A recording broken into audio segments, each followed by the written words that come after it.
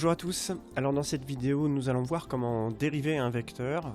Alors pour voir cette vidéo il faut avoir vu la vidéo précédente sur les coordonnées cartésiennes et cylindriques.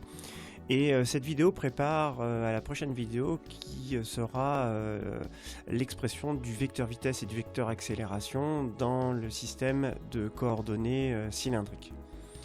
Alors comment dériver un vecteur ? Alors on va repartir du résultat de la vidéo précédente.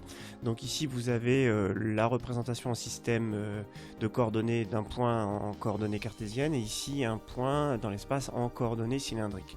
Alors je vous rappelle que l'expression du vecteur position dans les coordonnées cartésiennes c'est OM est égal à x fois le vecteur unitaire EX plus y fois le vecteur EY plus z fois le vecteur EZ. Et dans le système de représentation de coordonnées cylindriques, on va avoir OM qui est égal à R fois le vecteur ER plus Z fois le vecteur EZ. Bien, alors, eh bien, vous allez voir que pour dériver ce vecteur, il faut d'abord que l'on s'intéresse aux vecteurs unitaires, parce que vous allez voir à un moment donné on va devoir dériver les vecteurs unitaires x, y, z, er, θ.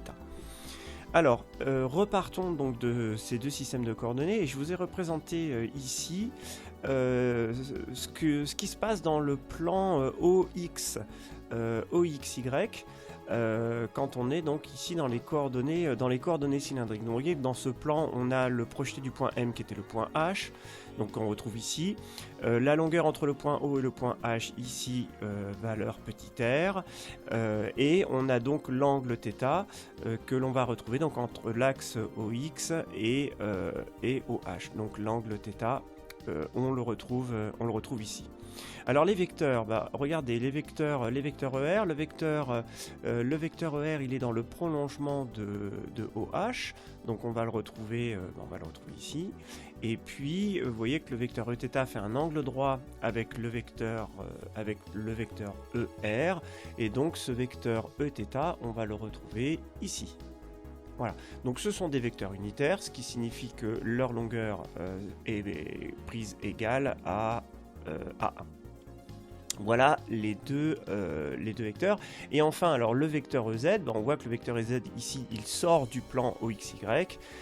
Si je mets l'axe Y en haut et l'axe X donc horizontalement, on voit que le vecteur EZ sort du plan vers nous, et la représentation d'un vecteur qui sort du plan qui est perpendiculaire et qui vient vers nous, c'est ceci. Je vous rappelle que, je vais vous mettre ça ici, je vous rappelle qu'un vecteur qui sort du plan et qui vient vers nous, on le représente avec un point, comme ceci, et un vecteur qui partirait derrière le plan, on le représente par un cercle avec une croix à l'intérieur. Donc là, on est bien dans ce cas-là. Bien, alors intéressons-nous par exemple ici dans le repère cartésien au vecteur EX. Alors le vecteur unitaire EX, il a pour coordonnées par définition 1, 0, 0. Donc 1 sur l'axe des X puisque sa longueur c'est 1, 0 sur l'axe Y et 0 sur l'axe Z puisque ce vecteur est porté par définition puisque c'est lui qui porte l'axe OX. Si je dérive ce vecteur par rapport au temps, alors on va écrire ça comme ça, d de EX sur dt, ça veut dire la dérivée de EX par rapport au temps. La dérivée, les coordonnées de ce vecteur, on va tout simplement dériver chaque coordonnée. Donc pour passer d'ici à ici, on va tout simplement faire la dérivée de chacune des coordonnées et ça nous donnera les coordonnées de ce vecteur dérivé. Alors si on dérive, alors évidemment par rapport au temps, je dérive par rapport au temps. Alors ici vous voyez qu'on n'a que des valeurs constantes, 1, 0, 0, la dérivée de 1 en maths c'est 0, la dérivée de 0 ça reste 0 et la dérivée de 0 c'est encore 0.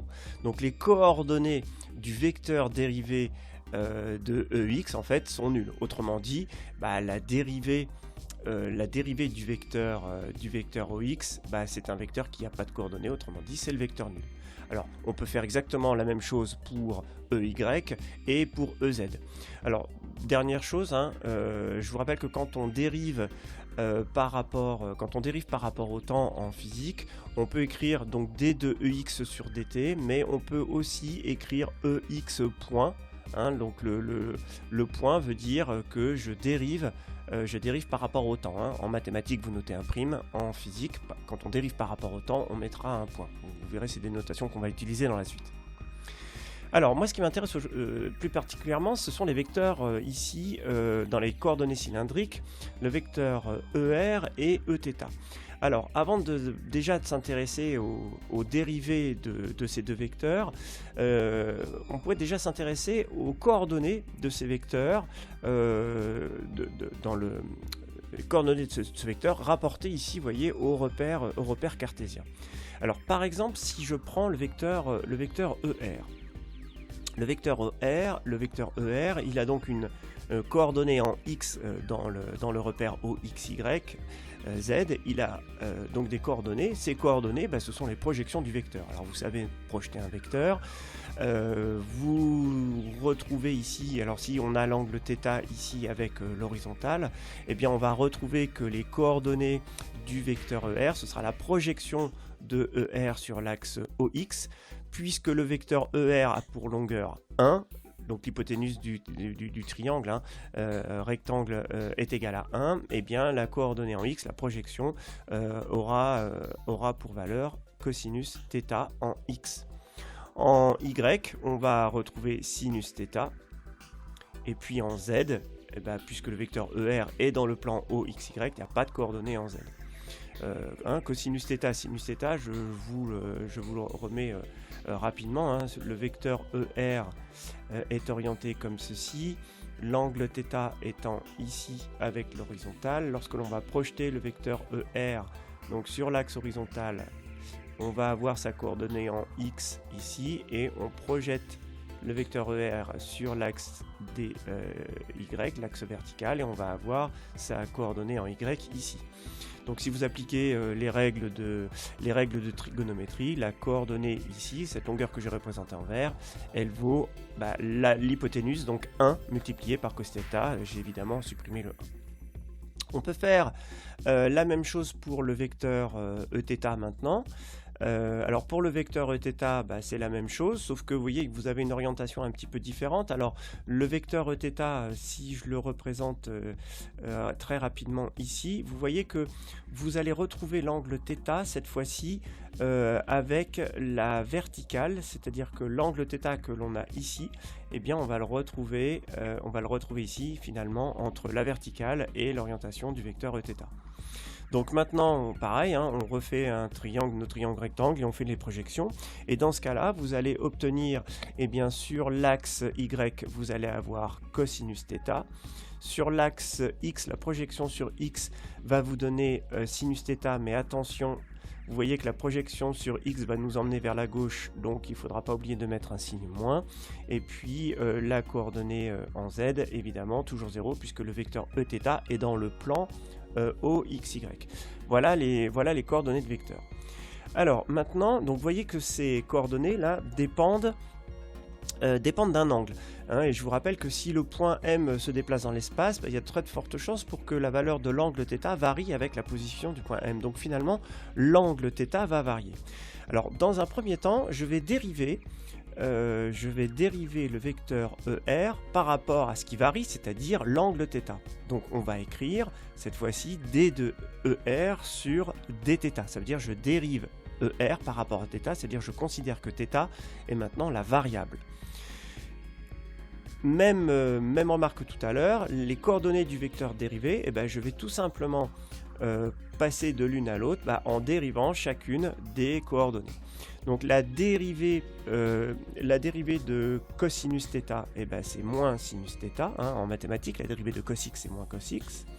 La dérivée de sinus θ c'est cosinus θ, et puis la dérivée de 0, ça nous donnera 0. Et là, regardez, c'est intéressant parce que vous voyez que les coordonnées que l'on a ici, on retrouve les coordonnées du vecteur Eθ. Donc en fait, vous voyez qu'on arrive à la relation suivante, la dérivée du vecteur ER par rapport à θ va nous donner le vecteur Eθ. Autrement dit, qu'est-ce qui s'est passé ? Je suis parti du vecteur ER. Quand je dérive le vecteur ER, en fait, j'obtiens le vecteur unitaire qui a pivoté d'un angle de π sur 2, un angle droit. Et on obtient donc le vecteur Eθ. Et ça, c'est une règle que l'on peut retenir, c'est que quand on dérive un vecteur ici, les vecteurs par rapport à l'angle dθ, eh bien on obtient un vecteur qui est perpendiculaire et qui a pivoté de π sur 2.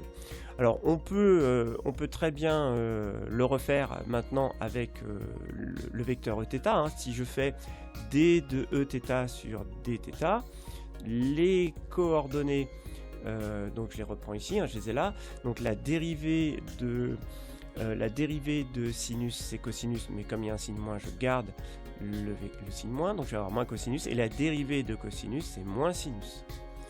Et la dérivée de 0, c'est 0. Et là, vous remarquez que vous retrouvez les coordonnées de ER avec des signes moins. Autrement dit, la dérivée de Eθ par rapport à θ, c'est tout simplement le vecteur moins ER.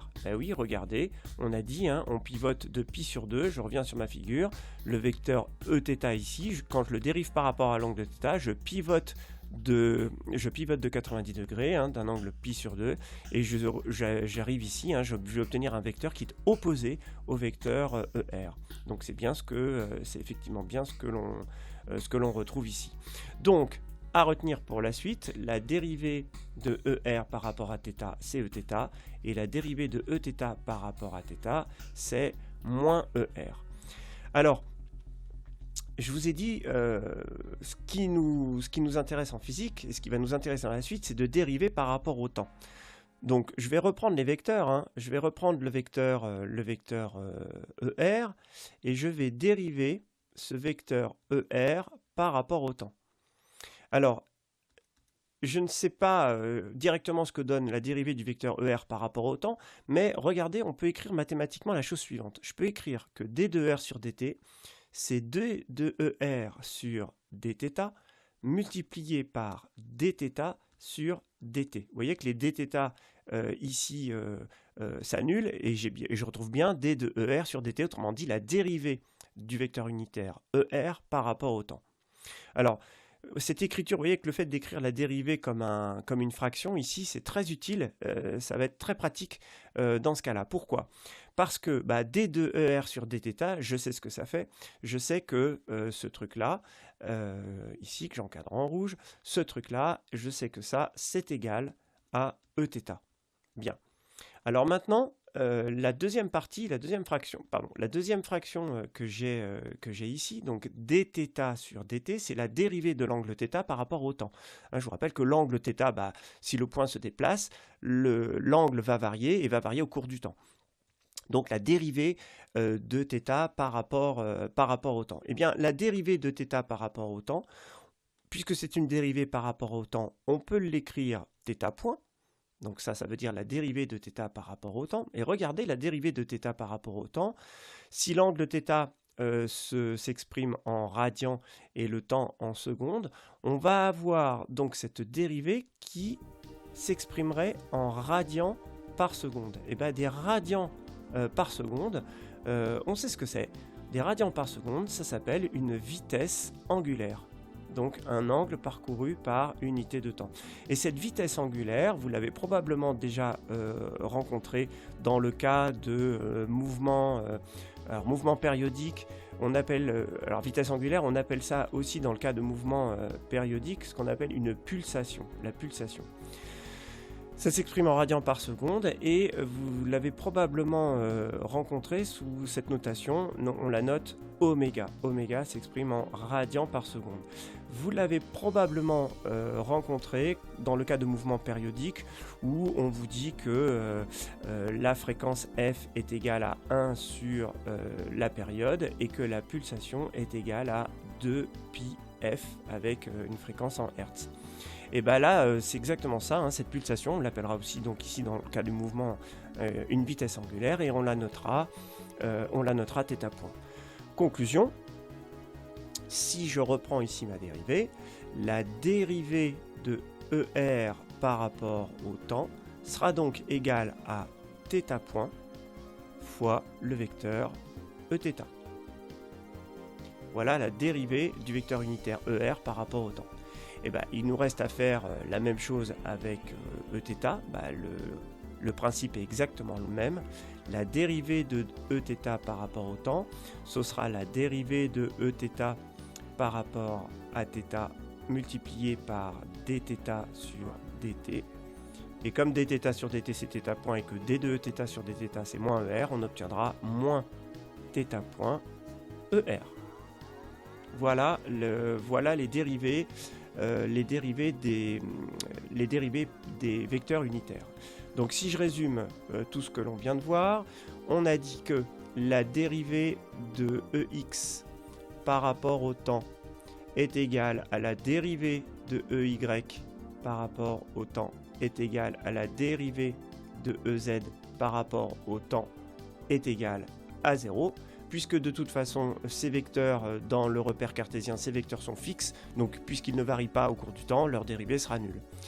Par contre, dans le cas des coordonnées et des coordonnées cylindriques et du repère en coordonnées cylindriques, eh bien, on aura ER qui sera égal à θ point Eθ, la dérivée de ER par rapport au temps est égale à θ point Eθ et la dérivée de Eθ par rapport au temps qui sera égale à moins θ point ER. Voilà ce qu'il va falloir retenir pour les prochaines vidéos sur les expressions de vitesse et accélération dans le système de coordonnées cartésiennes et coordonnées cylindriques. Et bien écoutez, d'ici la prochaine vidéo, je vous souhaite bon courage et je vous dis à bientôt.